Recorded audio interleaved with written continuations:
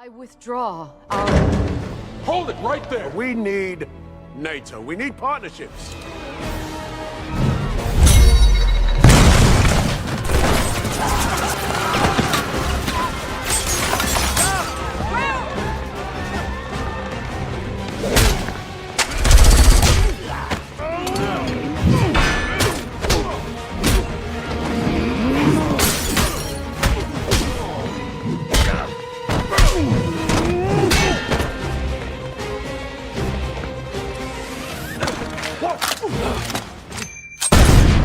Hey everyone, welcome back to my channel, the channel that doesn't quite know where it's headed.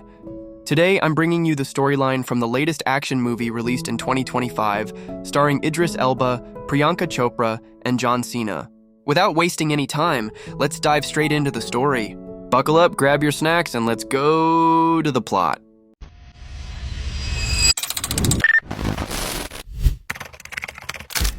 Just as the city was celebrating the Tomato Festival, also known as La Tomatina, an MI6 secret agent named Noel was undercover, posing as a reporter. Her mission was to capture an international arms dealer named Viktor Gradov, who had become one of the world's most wanted fugitives. This time, the mission was a joint operation with the CIA, symbolizing the cooperation between the United States and the United Kingdom. While monitoring the crowd, a man appeared who closely resembled Gradov. They were convinced they had found their target, but it turned out to be a trap.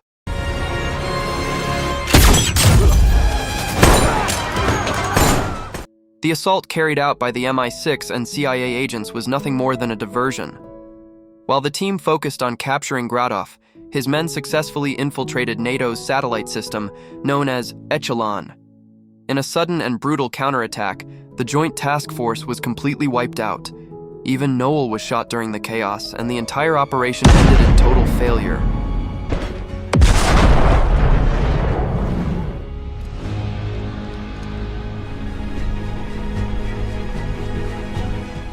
The story then shifts to Washington, D.C., where we're introduced to Will, played by John Cena, a former action movie star who now serves as the President of the United States.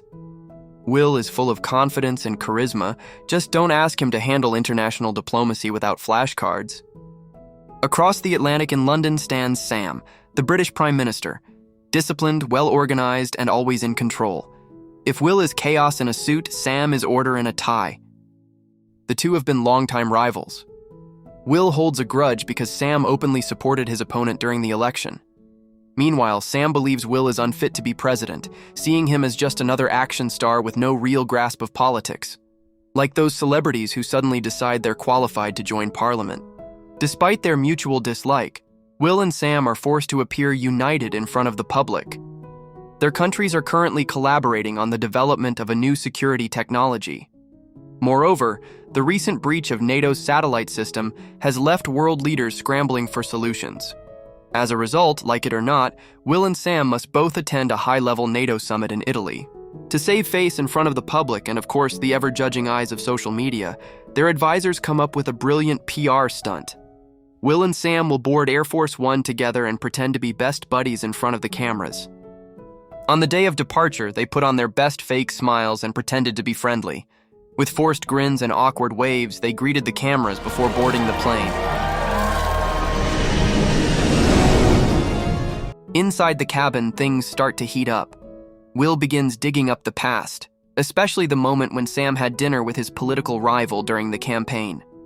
Sam tries to explain that sharing a meal doesn't equal political support, but Will isn't buying it. Their argument grows more intense, each refusing to back down, but while they're busy trading jabs, they fail to notice the real threat. The plane has been hijacked by a mysterious group.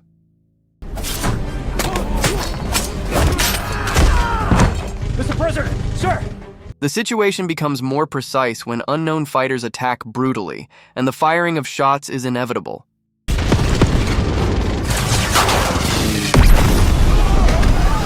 As a result of the attack, Air Force One was heavily damaged and burned in midair as the situation worsened.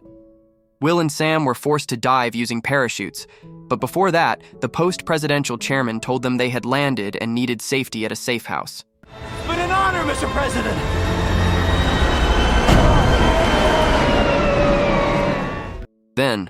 Disaster strikes. The plane plummets from the sky, erupting in a fiery explosion that leaves no hope of survival. The world watches in shock as news breaks. President Will and Prime Minister Sam are gone. Sometime later, Will and Sam managed to survive in the middle of the woods, while Sam, who had a military background, could control his parachute well, while Will, whose back was an actor still hanging from a tree. So Conscious will panic and would tell his wife by phone.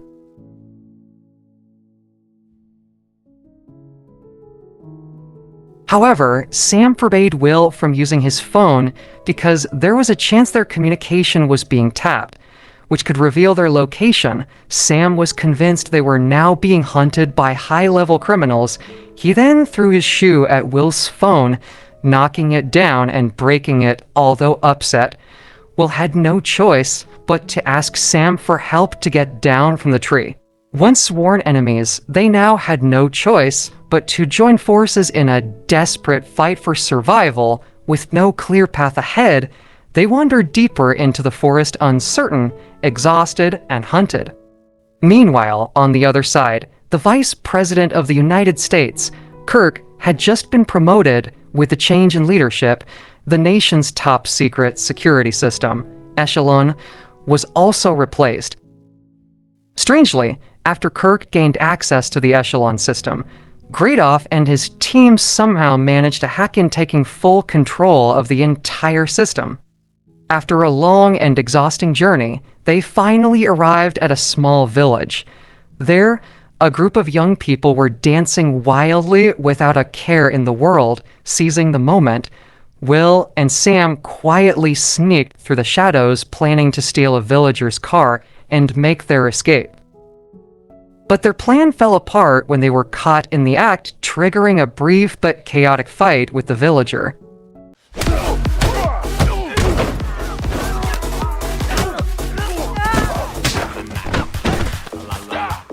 Sam, of course, fought back with skill, while relied on his limited combat abilities, the kind he picked up during his days training as an action movie star.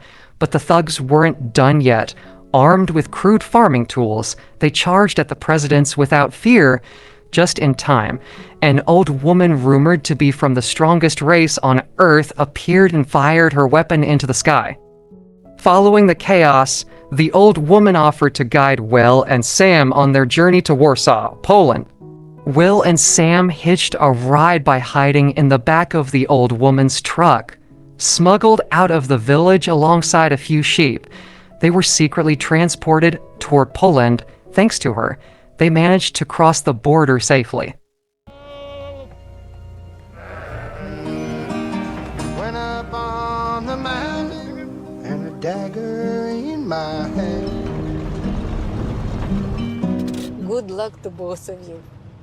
Their destination in Poland was a CIA safe house, but unbeknownst to them, their location had already been detected by Gradoff's men thanks to his control over the Echelon system. Without delay, Gradoff dispatched his agents to hunt them down. At the safe house, Will and Sam were greeted by an agent named Marty. He immediately briefed them on the critical situation unfolding with the NATO-sensitive documents had been leaked to the public.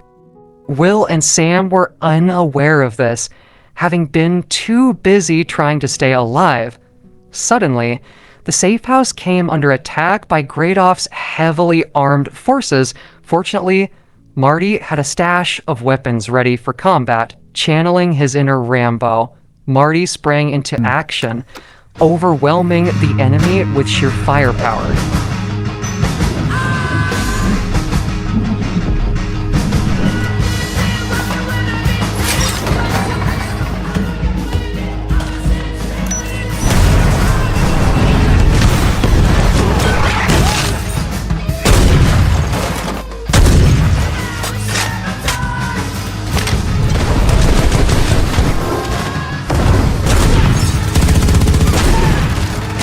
Maybe, but he's America's.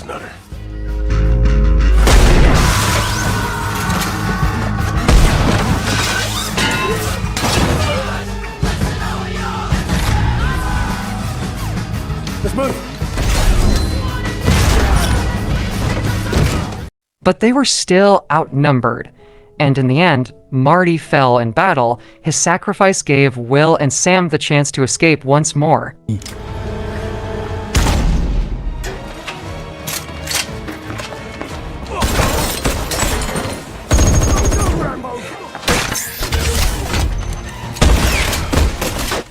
Will and Sam managed to escape through a secret passage, but it wasn't long before they were cornered and about to be taken away. Suddenly, a speeding police car came out of nowhere and crashed into Gradoff's men. A familiar figure jumped out of the car. Sam rushed over, and to his shock, it was Noel, the Mi-6 agent who was thought to have died at the beginning of the film. Before they left the scene, Noel delivered one final touch. After that, the three of them regrouped to plan their next move. During the journey, Noel explained that he suspected there was a traitor within NATO. He believed his mission had failed because some information had been leaked to Gradoff. Noel also explained the reason behind Gradoff's desperate actions. His young son, a scientist, was killed during a NATO assault. They blamed Gradoff's son for creating a dangerous nuclear technology when they claimed could endanger the world. Yet, ironically, that same technology is now being pursued by the United States. Driven by grief and injustice, Gradoff is now determined to take revenge on the US government. The chance that he was building a nuke. The operation was sanctioned by NATO. It is also revealed that Sam and Noel once shared a Romeo and Juliet-like romance. As they dig deeper into the conspiracy, all signs begin to point toward Quinn, Sam's trusted assistant, as the potential traitor. Without further delay, they pressed on. The only problem: they had no transport to get to Trieste. That's when Noel suggested an alternative: the train. They missed it by seconds, but luckily, they managed to catch up just in time.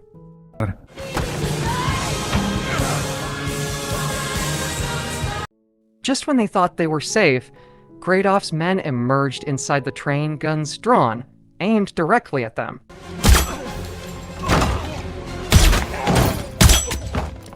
In a shocking twist, the old man, their trusted IT expert, turned his gun on his own ally. Before he could do more, Noel stormed in, weapon drawn, and held him at gunpoint. Under pressure, the old man revealed the truth. He had been working for Gradoff all along because he was blackmailed. Deep down, he never agreed with Gradoff's irrational goals. Choosing redemption over loyalty, the old man switched sides and betrayed Gradoff, determined to help save the world. But fate wasn't kind. He was shot and began to bleed out. With his last strength, he scribbled a secret code, the key to a hidden computer that held the name of NATO's true traitor. Will and the others decided to continue the mission to find the secret location the old man had mentioned, but with Gradoff likely aware of their presence, they had no choice but to get off the train immediately.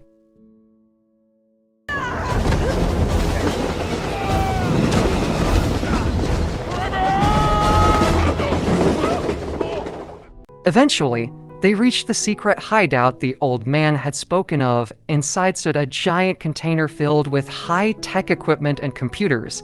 But just as they began to investigate, Gradoff's troops surrounded the building, and an all-out gunfight broke out. Sam was assigned to hold them off with whatever weapons he could find, while Will and Noel carried out the mission to access the data using the code given by the old man. After successfully unlocking the data, the traitor's identity was finally revealed. It wasn't Quincy as they had suspected, but Bradshaw, President Will's trusted advisor.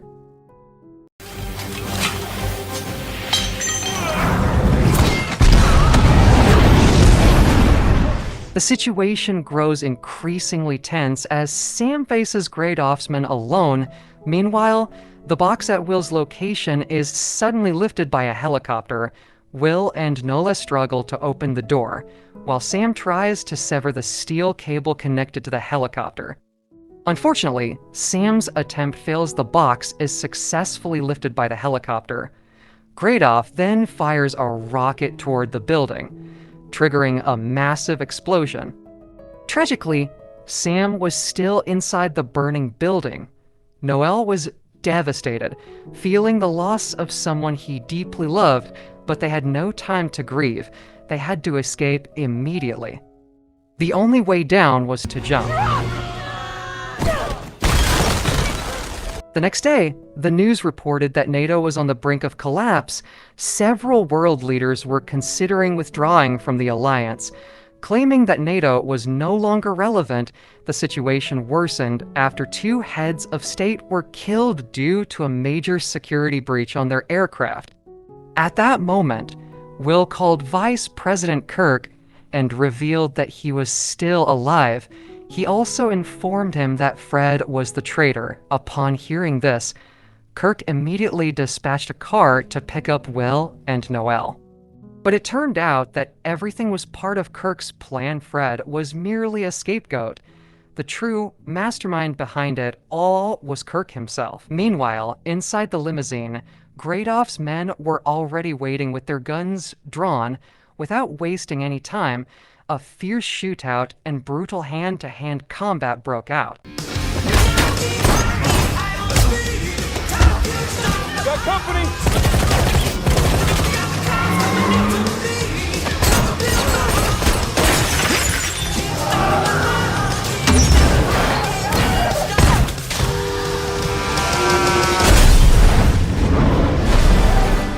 Unexpectedly, in the midst of the chaos, Sam appeared driving a fire truck. It turned out he had survived the massive explosion by jumping to the adjacent building, but just then, someone fired a shot that caused the fire truck to nearly explode, leaving him with only one option: to jump onto the limousine. Their struggle was far from over, as Gradoff's men opened fire on the vehicle.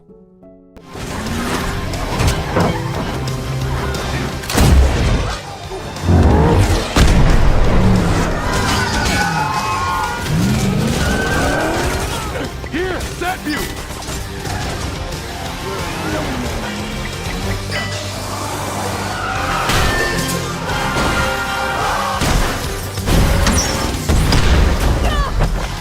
Fortunately, the vehicle was a presidential limousine. Equipped with bulletproof glass and advanced security features, it could even withstand explosions safely.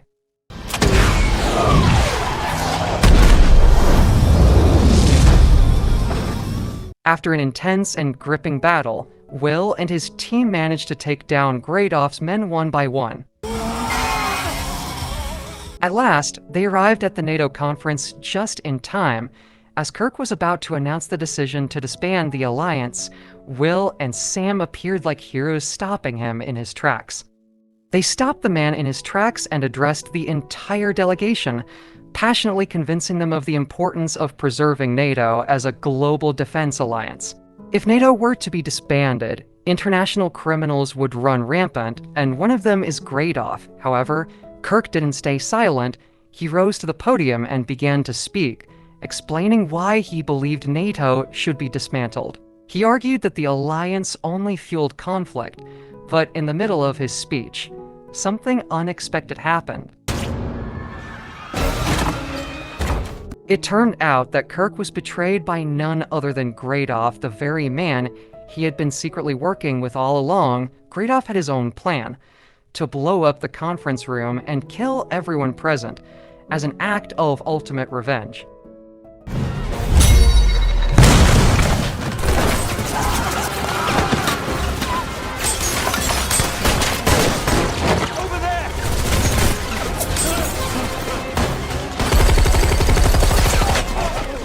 Amid the chaos, Noel reappeared and joined the fight. With unwavering determination, she helped take down Gradoff's men one by one.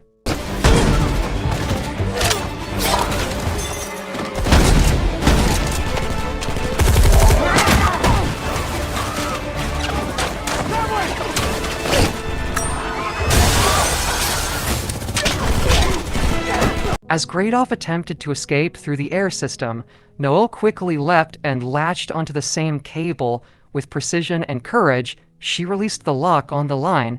sabotaging Gradoff's escape. But just moments later, she was attacked by one of Gradoff's men. This time, he launched a vicious assault on Noelle, igniting a brutal and unforgiving duel between them.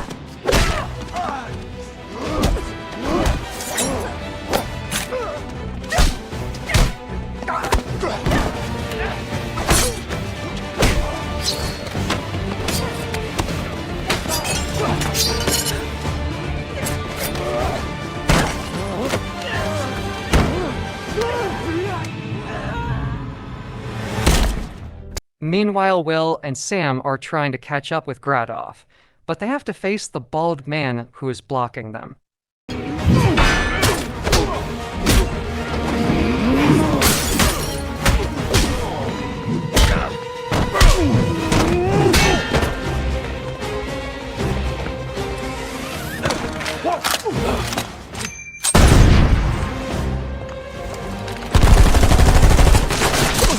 Meanwhile, Will and Sam searched the building for Gradoff, who is now hiding somewhere within the complex until finally, this is what happened. As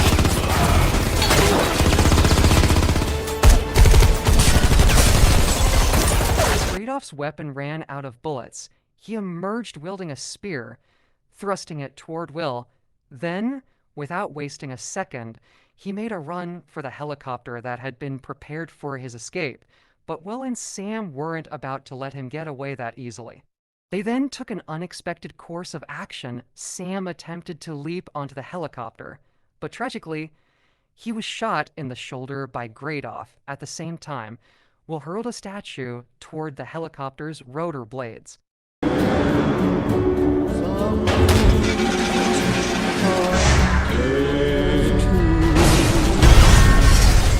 And with that, the mission came to an end. Will, Sam, and Noelle had successfully thwarted Gradoff's plan to destroy the world with his nuclear weapon. At the end of the film, Will and Sam, who had once been at odds, were now close friends, relaxing together as if nothing had happened. Outside the building, reporters scrambled to capture the moment, cameras flashing in every direction. And that's the end of the film. Thank you so much for watching until the very end. We hope this video entertained you and brightened up your boring day. Don't forget to subscribe so you won't miss the next video. And see you in the next one. Bye-bye.